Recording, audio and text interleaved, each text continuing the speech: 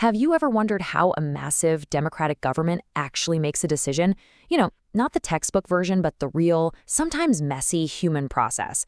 Well, today we're going to demystify it by looking at one single explosive decision that really put an entire system to the test. Okay, let's jump right in.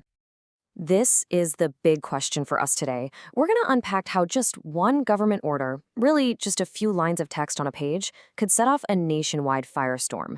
And look, this isn't just some history lesson, it's our way of popping the hood and seeing the actual gears of government turn. So, our story kicks off on August 13th, 1990. On that day, the government of India issued what, on the surface, looked like just another administrative document. But what was inside, well, that was anything but routine. It was about to change everything. And there it is. That's the heart of it. This was a decision to set aside a huge chunk of all central government jobs for a group defined as socially and educationally backward classes, or SCBCs. We're not talking about a minor policy change here. This was a seismic shift. This one number, 27%, it became the flashpoint for everything that followed. It ignited these incredibly passionate debates in living rooms, it sparked massive protests on the streets, and it launched a whole series of legal battles that would climb all the way to the nation's highest court. The official term for this piece of paper was an office memorandum. Kind of a boring name for a document that would have such massive consequences, right? So you have to ask, where on earth did a decision this huge, one that would literally divide the country, actually come from? Right. A decision like this doesn't just materialize out of thin air. It's not like one person just woke up one morning with a new idea. No, it's the final piece of a very long and complicated puzzle, involving years of reports, political promises, and a whole cast of key players. The story actually starts more than 10 years earlier. Back in 1979, a commission led by a man named B.P. Mondal was set up to identify these so-called backward classes and figure out what could be done to help them. A year later, it handed in its report, and right at the center of it was that 27% recommendation. But for years, nothing happened. The report just sat there collecting dust. Then, fast forward to 1989. A political party, the Janata Dal, makes a huge promise in its election manifesto. Vote for us and we will implement the Mondal report. Well, they won. And in 1990, Prime Minister V.P. Singh's government made good on that promise. So who actually made the call? And the answer is kind of everyone. You had the president, who announced the government's intention. You had the prime minister and his cabinet, who made the formal decision. You had parliament, which was the stage for all the heated debates. And then you had the civil servants, the professional bureaucracy, who were the ones who literally drafted, signed, and issued the final order. The entire system was at work here. And to really get it, we need to look at each of these institutions one by one. Okay, first up, parliament. In any democracy, this is the big one. It's the supreme lawmaking body, the place where the will of the people is supposed to be heard through their elected representatives.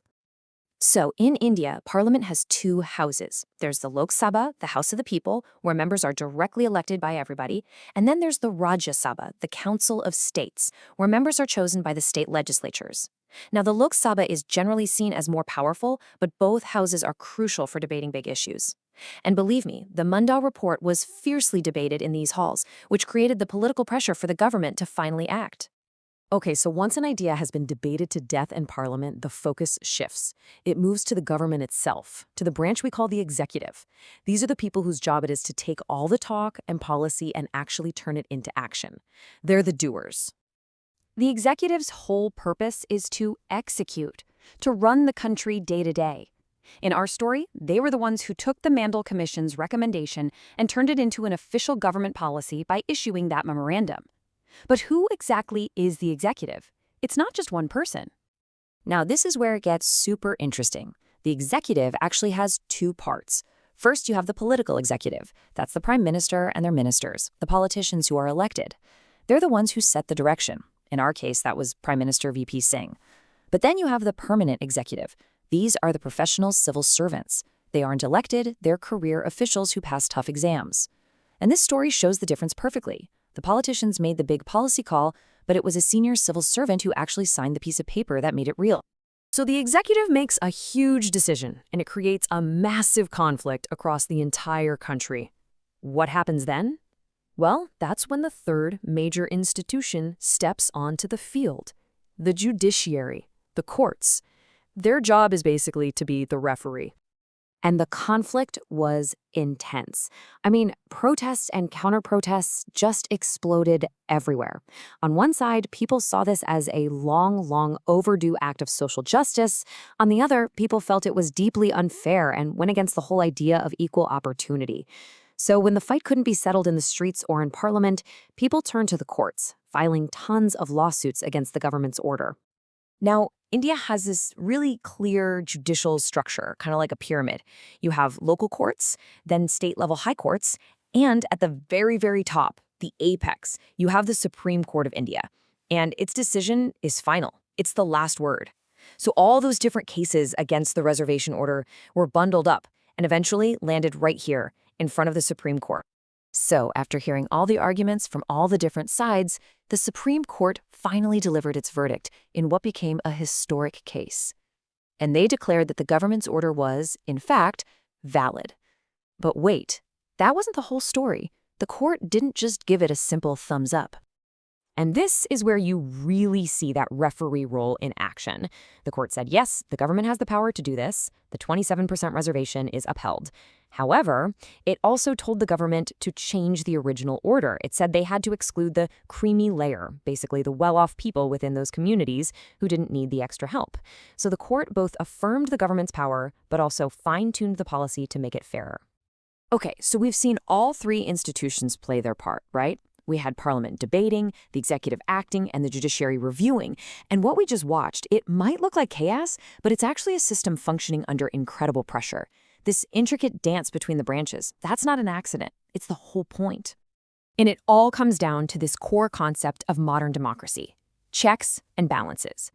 It's a system built on the idea that you should never give any single group absolute power. Each branch has tools to limit or check the others. It forces them to work together and stops any one part from getting way too powerful. Our story is basically a masterclass in seeing how this theory works in the messy real world. So let's just put it all together. Look at how this worked. The executive made a bold move and issued the order, but it couldn't do that in a vacuum. The legislature had been debating this for years, creating the political environment for that decision. And then, when that decision was challenged by citizens, the judiciary stepped in as the final arbiter. It didn't just say yes or no, it interpreted the law and actually modified the policy. That is the system in action, each branch shaping and limiting the power of the others. Which leaves us with one last big question to chew on. This whole journey, from a commission being formed in 1979 to a final modified court order years and years later, it was long, it was complicated, and it was full of conflict. So what do you think? Is this system of checks and balances a brilliant design for making sure things are fair, or is it just a frustratingly slow and messy way to get anything done? Definitely something to think about.